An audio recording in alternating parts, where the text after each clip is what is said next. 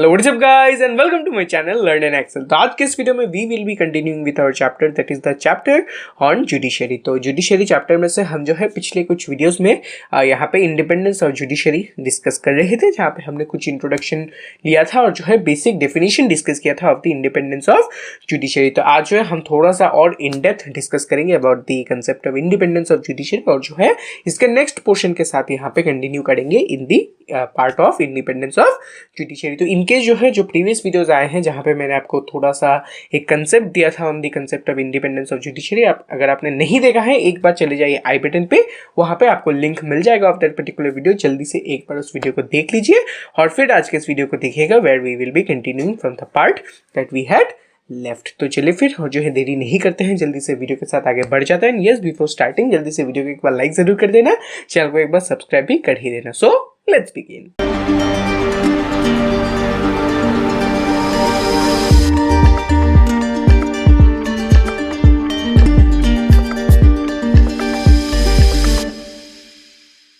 तो चलिए फिर बढ़ जाते हैं अपने स्क्रीन की तरफ। Judiciary is the chapter that we have been discussing, so here you go with the parts. तो यहाँ पे हम इंडिपेंडेंस ऑफ जुडिशरी यहाँ पे डिस्कस कर रहे थे। We were discussing with the independence of judiciary. तो आज हम यहाँ पे अपने इंडिपेंडेंस ऑफ जुडिशरी का नेक्स्ट पोर्शन यहाँ पे डिस्कस करेंगे, that is the concept of how to ensure the independence of judiciary. तो हमने अपने लास्ट वीडियो में यहाँ पे डिस्कस किया था कि जो इंडिपेंडेंस ऑफ जुडिशरी है वो क्या होता है और इसका जो है इंपॉर्टेंस क्या है, what is the meaning of the independence of judiciary and what is the importance, वो हमने यहाँ पे डिस्कस किया था। तो उसी के साथ आई होप आपको पता चल गया होगा कि इंडिपेंडेंस ऑफ जुडिशरी का मतलब क्या है।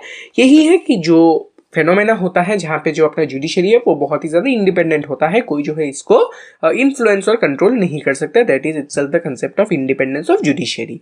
और इंपॉर्टेंट क्यों है वो भी मैंने आपको बताया है, ताकि जो है जो अपना जस्टिस है वो अच्छे से कैरी आउट हो सके।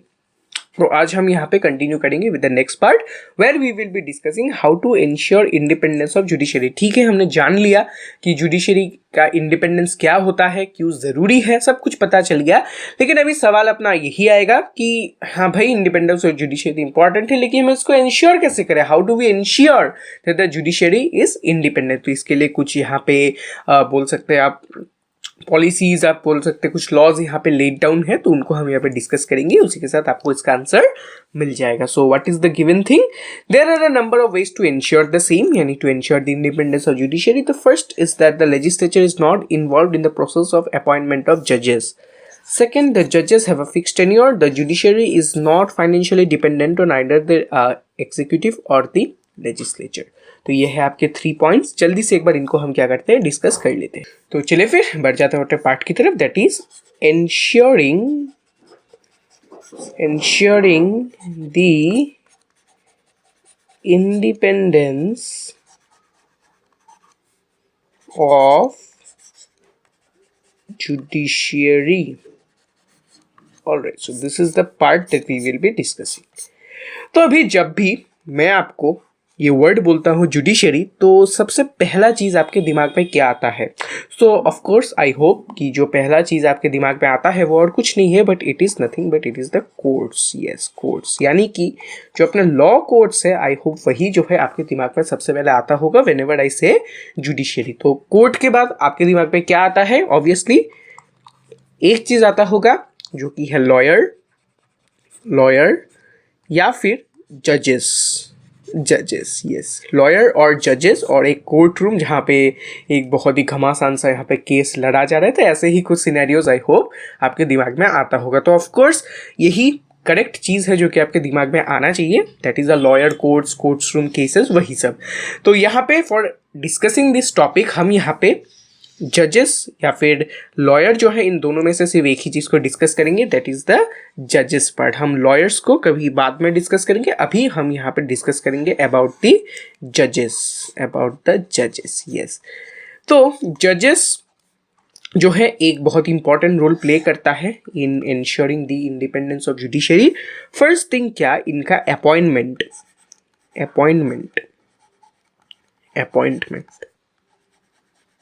Yes, that is the appointment of the judges. तो जजेस का जो बेसिक रोल है आई होप आपको पता होगा कि what is the basic role of a जज, that is to hear the cases, कि वो जो है क्या करे, जो केस उनके सामने आया है उन सभी केस के सभी एस्पेक्ट्स को वो सुने और फाइनली इम्पार्शियली जो है वो क्या करे, एक जो है अपना सुनवाई करे, यानी कि वो अपना decision they in an impartial, in an unbiased manner, ताकि जो है जो जस्टिस है वो किया जा सके। तो वही जो है बेसिक रोल होता है ऑफ अ जज to proceed with the proceedings of the court and provide the justice in an impartial manner. तो of course जजेस को जो है, जजेस का ये जो रोल है ये जो है बहुत ही इंपॉर्टेंट है अपने जुडिशरी के बेसिक फंक्शन को रियलाइज करने के लिए। बेसिक फंक्शन क्या है, टू प्रोड्यूस जस्टिस। तो ऑफकोर्स जस्टिस को इंश्योर करने के लिए जजेस का जो ये सुनवाई है, जजेस का ये जो डिसीजन है, ये बहुत ही ज्यादा इंपॉर्टेंस कैरी करता है कि जुडिशरी को जस्टिस दे, जुडिशरी जो है जस्टिस दे सके, इसीलिए जो है जो जजेस का डिसीजन है वो बहुत ही ज्यादा इंपॉर्टेंट है। तो ऑफकोर्स जजेस का अपॉइंटमेंट यहाँ पे एक बहुत ही बड़ा मायने रखता है, क्योंकि अगर जो है जजेस का अपॉइंटमेंट यहाँ पे कोई अलग इंस्टीट्यूशन करता है तब जो है यहाँ पे एक केस आ सकता है of impartiality. Yes, impartiality. For example let's say अपना जो गवर्नमेंट है वो अपने जजेस को लेट्स से रिक्रूट करता है, तो ऐसा ही कुछ यहाँ पे गवर्नमेंट ले ले या फिर कोई और इंस्टीट्यूशन ले ले जो कि क्या करता है, अपने जजेस को यहाँ पे अपॉइंट करता है। तो इन दैट केस अगर जो है ऐसा कुछ केस आया जहाँ पे उस पर्टिकुलर रिक्रूटिंग एजेंट के अगेंस्ट में जो है यहाँ पे लेट्स से कोई केस आया है, तब जो है ये जज अपना क्या कर सकता है, इम्पार्शियली यहाँ पे जो है अपना डिसीजन नहीं दे सकता है। Here he may act in a biased manner. अगर जो है जिस भी इंस्टीट्यूशन ने या फिर जिस भी इंडिविजुअल ने जो है उसको रिक्रूट किया है, अगर उसके अगेंस्ट में कोई केस आया है, ऐसे सिचुएशन में अपना जज क्या कर सकता है, यहाँ पे बायसली एक्ट कर सकता है। तब जो है ऑफ कोर्स अपना जुडिशरी फेल हो जाएगा इन प्रोड्यूसिंग जस्टिस। अगर जो अपना जज यहाँ पे बायस्ड वे में या फिर जो आप बोल सकते हैं पार्शियल वे में जो है एक्ट करे, तब जो है जुडिशरी अपना जस्टिस नहीं दे सकता। तो ऑफ कोर्स ये जो अपॉइंटमेंट का एंटायर सिलसिला है, इसको बहुत ही ज़्यादा ऐसे डिज़ाइन किया जाता है जिससे जो है क्या होता है, यहाँ पे अपना जजेस कोई भी किसी भी इंस्टीट्यूशन के ऊपर डिपेंडेंट नहीं रहता है और जो है वो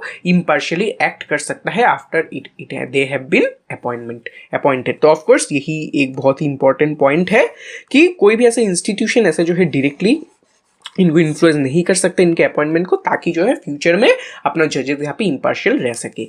सेकेंड क्या है, सिक्योरिटी ऑफ टेन्योर।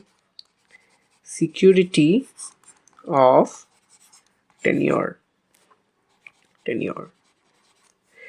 यानी कि जो अपना जजेस का जो टेन्योर है, यानी कि अपने जजेस का जो यहाँ पे सर्विस का जो एंटायर पीरियड है, जो अपना टेन्योर है वो बहुत ही ज़्यादा सिक्योर्ड रहता है। यानी कि ये बहुत ही एक डिफिकल्ट टास्क होता है in order to remove a जज। अगर जो है आपके जज को एक रिमूव करना होगा, ये जो एंटायर प्रोसीजर है, जो कि प्रोसीजर फॉलो किया जाएगा in order to remove the जज, ये जो है बहुत ही ज़्यादा डिफिकल्ट एंड कॉम्प्लेक्स प्रोसीजर होता है, जो कि जजेस के इस रिमूवल को बहुत ही ज़्यादा डिफिकल्ट बना देता है। तो ऑफकोर्स इसी एंटायर कॉम्प्लेक्सिटी और इसी डिफिकल्ट प्रोसेस के लिए जो है अपना जो जज है, उनका जो ये टेन्योर है, उनका जो ये सर्विस पीरियड है, ये जो है क्या है, बहुत ही ज़्यादा सिक्योर्ड है। ऐसा नहीं है कि अपने जजेस को जो है हर समय से डरा सा रहना पड़ेगा कि नहीं भाई, अगर जो है मैं यहाँ पे अनबायस्डली एक्ट करता हूँ तब जो है मेरे जो पोजीशन है, मेरा जो ये टेन्योर है, इसका कोई खतरा है, इसको जो है कोई खतरा है। तो ऑफकोर्स ऐसा जो है माइंडसेट अपना जज का ना हो, इसीलिए उनको अपने टेन्योर का एक सिक्योरिटी दिया जाता है, सो दैट देयर टेन्योर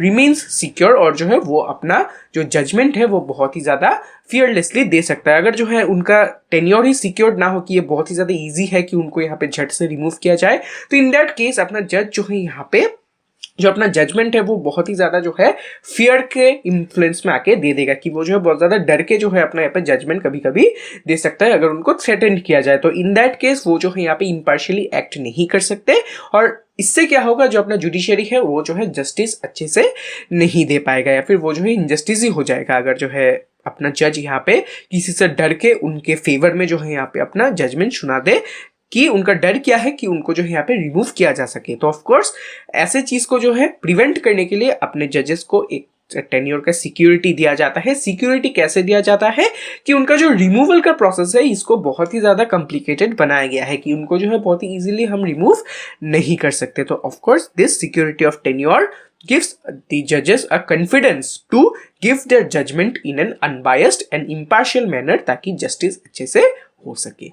ठीक है, तो नेक्स्ट अपना फाइनल पॉइंट क्या है, it is that financial independence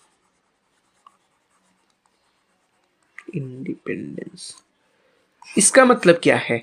यानी कि ऑफ कोर्स अपना जो जजेस है उनको तो सैलरी मिलना होगा, या फिर और जो है बहुत ही डिफरेंट फाइनेंसेस होते हैं अपने जुडिशरी के।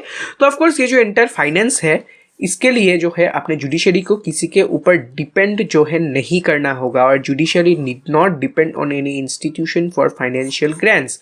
उनका जो यहाँ पे जो जजेस का सैलरी होते हैं, फिर जो अलाउंसेस होते हैं, इन सब के लिए उनको जो है किसी के ऊपर यहाँ पे डिपेंड नहीं रहना होगा। तो ऑफकोर्स ये भी जो है अपने जुडिशरी को एक पावर दे देता है ताकि वो जो है इंडिपेंडेंट रह सके। अगर जो है उनका फाइनेंस जो है किसी और के ऊपर डिपेंड रहा, तब वही बात आ जाएगा कि उनको इन्फ्लुएंस करना बहुत ही ज़्यादा ईजी बन जाएगा if they don't have any financial independence। अगर वो फाइनेंशियली किसी और पे डिपेंड रहे, if they have a financial dependency on someone, तब जो है ये जो है ensuring that the judiciary is independence बहुत ही ज़्यादा क्या हो जाएगा, डिफिकल्ट हो जाएगा। and thus they have been given, the judiciary has been given a financial independence ताकि जो है वो इंडिपेंडेंट रह सके।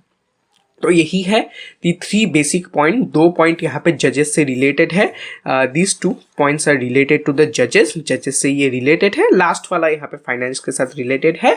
आई होप आप इन तीनों को अगर याद रखेंगे, आपको ये बात, ये जो अगर क्वेश्चन आया तो जो है आप इसको बहुत इजीली आंसर कर पाएंगे। तो एक बार आप एनसीईआरटी टेक्स्ट बुक के थ्रू जाइए, वहाँ पे ये 3 पॉइंट बहुत ही अच्छे से मेंशन किया गया है। एक बार रीडिंग कीजिए, जो पार्ट दिया है वही मैंने आपको यहाँ पे एक्सप्लेन भी कर दिया है। तो आई होप आपको समझ में आया होगा। आज का ये पार्ट समझ में आया है तो जल्दी से क्या कीजिए, वीडियो को एक बार लाइक कीजिए, चैनल को एक बार सब्सक्राइब कर दीजिए, and don't forget to comment below if you have any doubt, and also you can connect me privately through my Instagram, the handle you will have in the description. कोई भी query हुआ मुझे आप message कीजिए, मैं जो आपको वहाँ पे रिप्लाई दे दूंगा। तो चलिए फिर इसी के साथ आज के इस वीडियो को करते हैं रैप अप। मिलता हूँ मैं फिर आपसे अगले वीडियो में। Until then stay tuned, stay safe and stay healthy. Thank you and good bye.